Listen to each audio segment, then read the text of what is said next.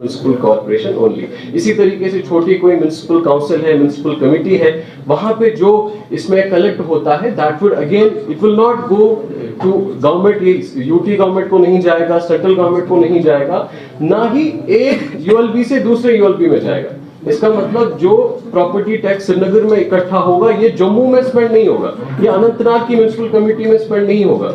इसी तरीके से जो अनंतनाग म्युनिसिपल टाउन में म्युनिसिपल कमेटी जो इकट्ठा करेगी, म्युनिसिपल काउंसिल जो इकट्ठा करेगी, वो सिर्फ अनंतनाग में ही खर्चा होगा। इससे क्या होता है कि लोकल जो म्युनिसिपल बॉडीज होती हैं, म्युनिसिपल कॉर्पोरेशंस होती हैं, उनका रिसोर्स बढ़ता है और इन्हीं कामों से, इसी पैसे से फिर वो लोकली अपनी प्रायोरिटीज को सेट करते हैं, डेवलपमेंट करते हैं।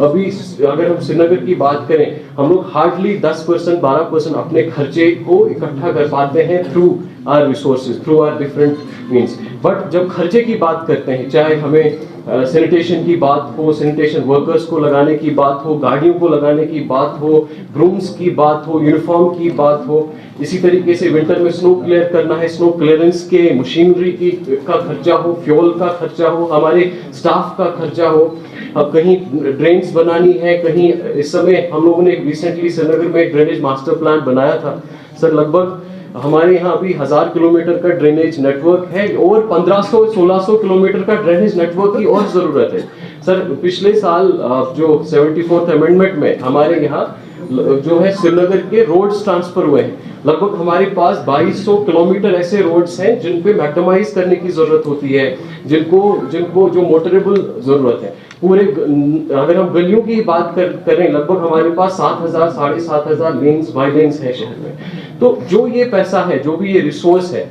ये इसी काम में, इसी पब्लिक सर्विस के लिए यूज होगा। बाकी भी अक्रॉस द कंट्री जितनी भी म्युनिसिपल बॉडीज हैं, चाहे बड़े को अगर हम बीएमसी या अहमदाबाद या बैंगलोर म्युनिसिपल कॉर्पोरेशंस को भी छोड़ें, जो छोटी छोटी या हमारी जो लेवल की या हमारे टाइप की इकोनॉमिकली या जियोग्राफिकली जो हमारी इक्वली सिमिलरली प्लेस सिटीज है या टाउन्स है, वहां पे भी सबसे बड़ा मेजर जो एक इनकम का सोर्स होता है वो ये प्रॉपर्टी टैक्स होता है। और एक जो बहुत अहम जो J&K में जो प्रॉपर्टी टैक्स नोटिफाई हुआ है, इसमें एक सबसे बड़ी चीज ये हुई है कि जो एक मॉडल है, it's a very simple model.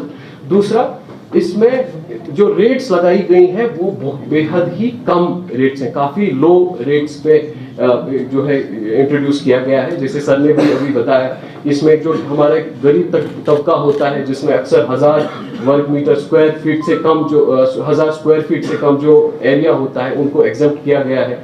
इसके बाद चाहे 1000 से 1500 है, 1500 से 2000 है, उन सब की भी स्लैब्स बनाई गई है। स्लैब्स इस तरीके से बनाई गई है कि वो मॉडरेटली इंक्रीज होता है, एकदम से जंप नहीं करता है। दूसरा, जब हम ये इनफैक्ट आज जो हमने ये मीटिंग रखी थी, इसीलिए रखी थी कि हमने एक डिटेल प्रेजेंटेशन भी बना के रखी है कि ताकि हम सबको के साथ डिस्कस भी करें किस तरीके से कैलकुलेट करना है, कितना आसान है कैलकुलेट करना।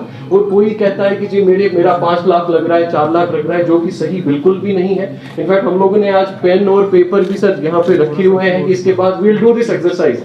जैसे हम लोग 8th 9th में मैथ का क्वेश्चन करते थे, इसी तरीके से ये करेंगे कि ये जो हमारा कैलकुलेट जब हम करते हैं, जो ये प्रॉपर्टी टैक्स है, this multiplication of 9 factors, 9 factors का मल्टीप्लिकेशन से एक वैल्यू आता है जिसको हम टैक्सेबल एनुअल वैल्यू कहते हैं।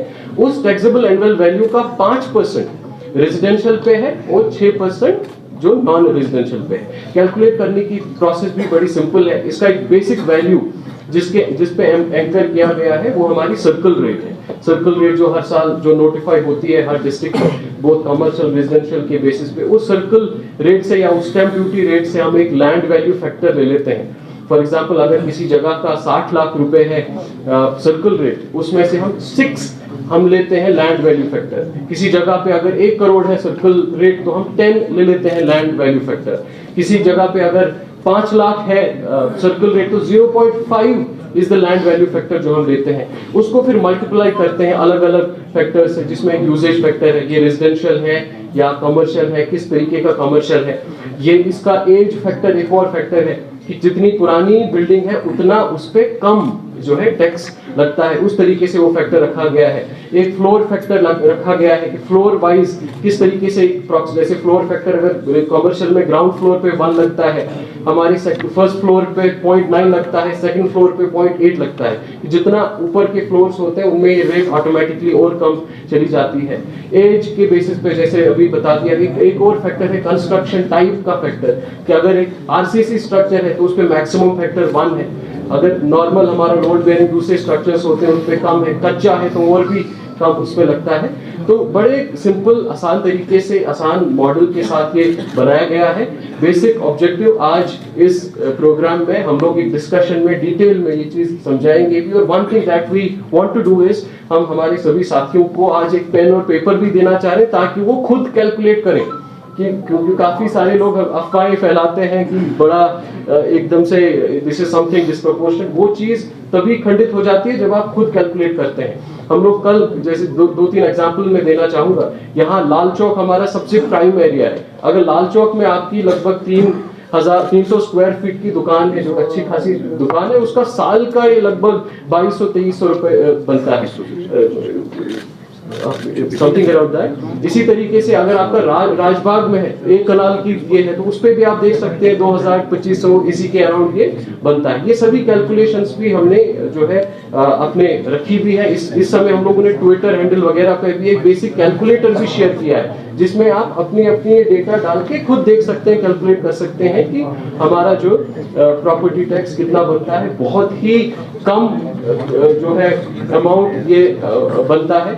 इसमें सभी प्रोविजंस रखी गई हैं जिससे ये ज्यादा प्रोग्रेसिव बने। इसमें ये भी है कि अगर टाइमली पे किया जाता है तो उसमें 10% का एग्जम्पशन भी होता है। सो कुल मिला के I think in conclusion, before we proceed for the further programme, we want to drive this point कि किसी भी तरीके से अफवाहों का, किसी भी तरीके से जो अनसबस्टेंशिएटेड क्लेम्स पे उन पे जो है बिलीव करने की जरूरत नहीं है। आप खुद ये एसओ भी पढ़ सकते हैं, इसके साथ जो एनेक्शर्स हैं वो भी आप देख सकते हैं। खुद जहां अपने घर का भी, अपनी प्रॉपर्टीज का भी, जहां पे भी आप रहते हैं, आप खुद अपना कैलकुलेट करके देख सकते हैं।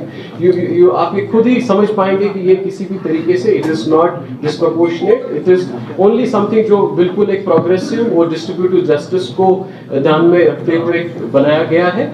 और इससे जो भी रिसोर्स, जो भी इसमें व्हाटएवर कलेक्शन हैपेंस, जो भी इसमें से फंड्स इकट्ठा होंगे, those will be used by the local body for the development, for the improvement of services for its citizens. Thank you. Quick question. Yeah, please. You are saying that poors are exempted because 1000 square feet से ज़्यादा जिनका होगा उन्हीं पे levy किया जाएगा tax. But Kashmir में everyone has more than 1000 square feet ज़मीन। गरीब से गरीब के पास भी 4 मरले 5 मरले है ही है। तो how can we say poor are exempted?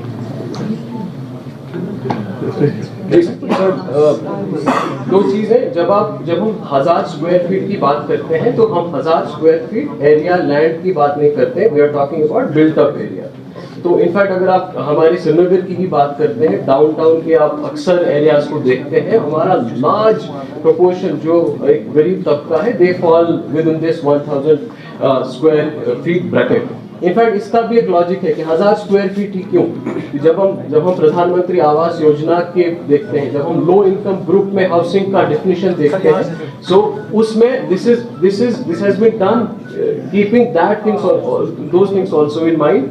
दूसरी चीज, जब 1000 स्क्वायर फीट से आगे का है, उसके बाद का मतलब ये नहीं हो कि किसी का अगर 1100 या 1500 स्क्वायर फीट है तो उसका एकदम से बहुत ज्यादा है। उसका भी जो प्रॉपर्टी टैक्स मान लीजिए 1000, that is again very nominal, that's again very minimal. People are reacting because it's happening in Kashmir for the first time. It's in the history, it's for the first time. That's why people are getting anxious and like that. Sir ये बताइए कि Srinagar municipal corporation के पास elected body है corporators की, and through social media and other media they have rejected it. Will SMC still go ahead and impose it? सबसे पहले, क्योंकि अगर आप ये एसओ पढ़ेंगे, इस एसओ में there is a reference to section 143A of municipal corporation act, जिसमें government has the powers and authority powers to implement and issue this order, जिसको issue किया गया है, and it is clearly written in the order that this will be implemented from 1st April 2023, and it will be implemented with that timeline, with that direction as the government has already issued. As far as the fact is concerned, again, कि अगर ये order अगर government ने issue किया हुआ है, but this has been issued for the empowerment, for the improvement of the municipal bodies. मुझे लगता है सबसे बड़ा beneficiary इसका municipal corporation ही होगा. इससे जो भी funds, whatever, it's again at the cost of repetition, whatever the taxes will be collected, that will be in the account of municipal corporation only, और हमारी municipal corporation ही decide करेगी उन funds को किस तरीके से कैसे spend करना है. Sir, government has already senior citizens and disabled persons property tax relief, which offers tax relief to the property owners. क्या वो यूटी में भी होगा?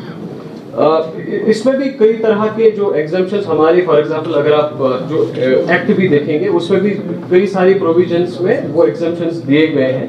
दोज एग्जाम्पशंस सिमिलरली जो रूल्स भी फ्रेम किए गए हैं उन रूल्स में भी वो एग्जाम्पशंस, काफी सारे exemptions are already there. Those exemptions would be taken. Low poverty line households जो है वो भी आ रहे हैं एग्जाम्पशंस में कि यस, जिस तरीके से अभी सर ने भी बताया कि जिस भी residential which is less than 1000 square feet they are exempted from property tax. उन पे कोई भी, let's say sir, if somebody is from a below poverty household and उसका जो built up area है that is more than 1000 square feet, would he be exempted or would he be paying the इसमें जो basis है property tax calculation का, that is the built up area.